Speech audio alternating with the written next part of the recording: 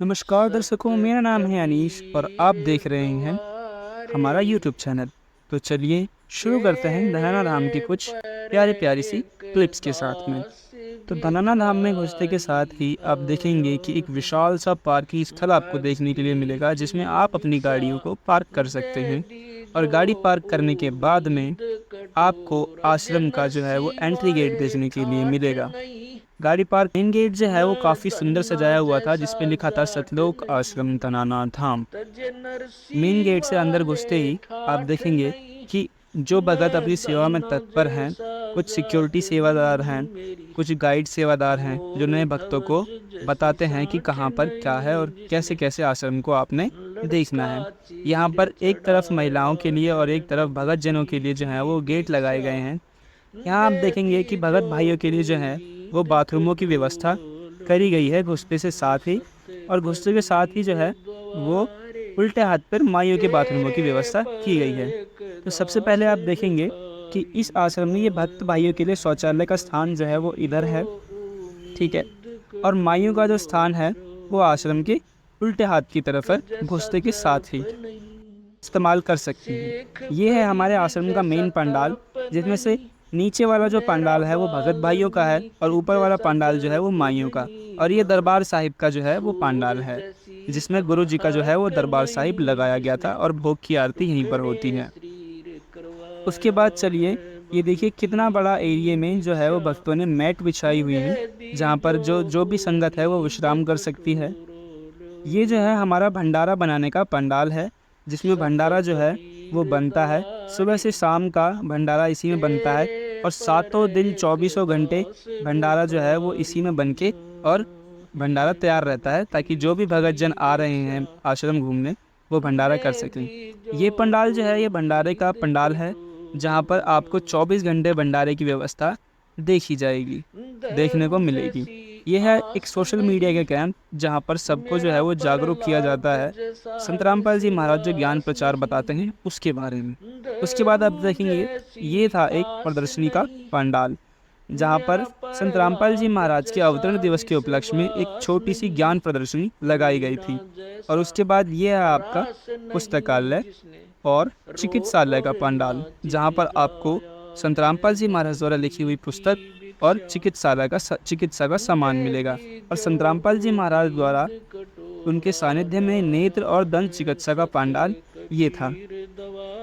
उसके बाद हम आगे चलते हैं और देखते हैं कि कैसी कैसी यहाँ पर व्यवस्थाएं करी गई हैं। संत रामपाल जी महाराज के सानिध्य में एक ब्लड डोनेशन कैंप का भी जो है वो अरेंजमेंट किया गया था।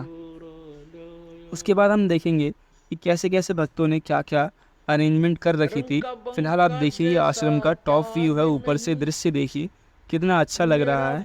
यहाँ पर हज़ारों की तादाद में, लाखों की तादाद में जो भी हैं वो सुबह शाम भगत जन आ रहे थे अवतरण दिवस के उपलक्ष्य में। ये विशाल भंडारे के लिए जो है एक बड़ा सा गुब्बारा जो है वो देखने के लिए लगा रखा था, ताकि दूर से पता लग जाए कि हाँ भाई यहाँ पर विशाल भंडारे का जो है वो आयोजन किया गया है। मैं आपको एक बात बता दूं कि संत रामपाल जी महाराज ने हरियाणा स्टेट ही नहीं पूरे विश्व को जो है वो इसमें इनवाइट किया था। सभी आएँ और भंडारा जो है वो ग्रहण करें और आएँ देखें हमारे आश्रमों की क्या व्यवस्था है। ये आपको देखने के लिए मिलेंगे दरबार साहिब, जो कि काफ़ी बेहतरीन तरीके से सजा रखा था। बिल्कुल कोई भी कमी देखने को नहीं मिली थी, एकदम बिल्कुल प्यारा लग रहा था बंदी छोड़ की कृपा से।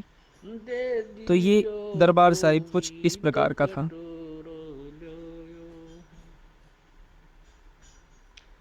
विदुर विदुरानी जैसा सम्मान नहीं, मैं सम्मान जैसा यजमान नहीं। ये है पाठी स्थल, जो कि माइयों का पाठी स्थल था, जहाँ पर माताएं व बहनें बैठकर पाठ पढ़ती हैं ग्रंथ साहिब का, गरीबदास जी के अमर ग्रंथ साहिब का।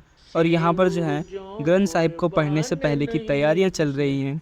एक तरफ भगत जन और एक तरफ माताएं व बहनें जो हैं वो ग्रंथ साहिब को पढ़ने के लिए पढ़ने से पहले वाली सभी तैयारियां कर रही हैं, जिसमें ग्रंथ साहिब को लाया जाता है, वह उसकी अच्छे से पूजा की जाती है और उसके बाद एक कलश को रख दिया जाता है, जिसमें पानी भर दिया जाता है और उसके बाद भोग आकाश की वाणी शुरू हो जाती है। और सभी भगत जन व माताएं व बहनें सर्व संगत के साथ में पाठ प्रकाश की वाणी का उच्चारण करते हैं। और पाठ प्रकाश की वाणी को संपूर्ण होने के बाद में पाठ जो है सदग्रंथ साहिब का पाठ प्रारंभ कर दिया जाता है। संत रामपाल जी का 73वां अवतरण दिवस महासमागम हुआ संपन्न। भंडारे में उमड़ा जन सैलाब। जी हाँ, संत रामपाल जी महाराज के सानिध्य में उनके अनुयायियों द्वारा नेपाल समेत भारत के 9 सतलोक आश्रमों में संत रामपाल जी महाराज के 73वें अवतरण दिवस के उपलक्ष्य में मनाया गया 3 दिवसीय कार्यक्रम संपन्न हुआ, जिसमें अखंड पाठ और विश्व स्तरीय खुला भंडारा हुआ। साथ ही दहेज रूपी कलंक को समाज से मिटाने के लिए दहेज मुक्त विवाह और सामाजिक परोपकार को देखते हुए रक्तदान शिविर, निःशुल्क नेत्र जांच शिविर और दंत जांच व परामर्श शिविर का भी आयोजन किया गया।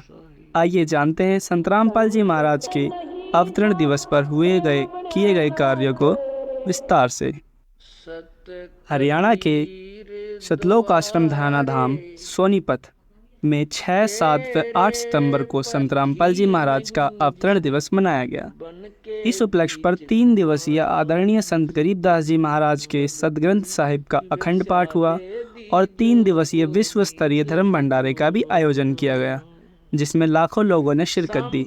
वहीं आश्रम में 3 दिन लोगों का हुजूम देखने को मिला, जहां आम नागरिकों के अलावा ओलंपिक पदक विजेता योगेश्वर दत्त भी पहुंचे।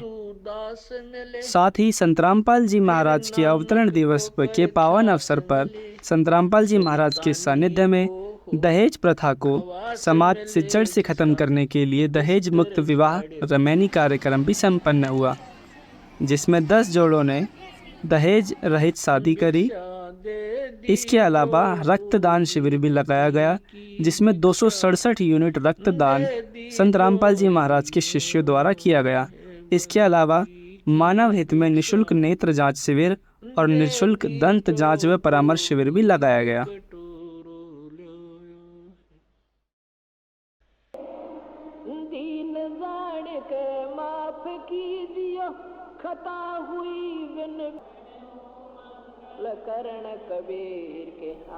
आइए जानते हैं इस 3 दिवसीय महासमागम में रहने वाली व्यवस्थाएं और समाज सुधार के कार्य। संत रामपाल जी महाराज का 73वां अवतरण दिवस का भव्य कार्यक्रम 9 सतलोक आश्रमों में उनके अनुयायियों द्वारा मनाया गया, जो समाज में चर्चा का विषय बना हुआ है, क्योंकि लाखों लोगों को एक स्थान पर रहने, खाने, सोने, रजाइयों आदि की व्यवस्था करना आम बात नहीं है।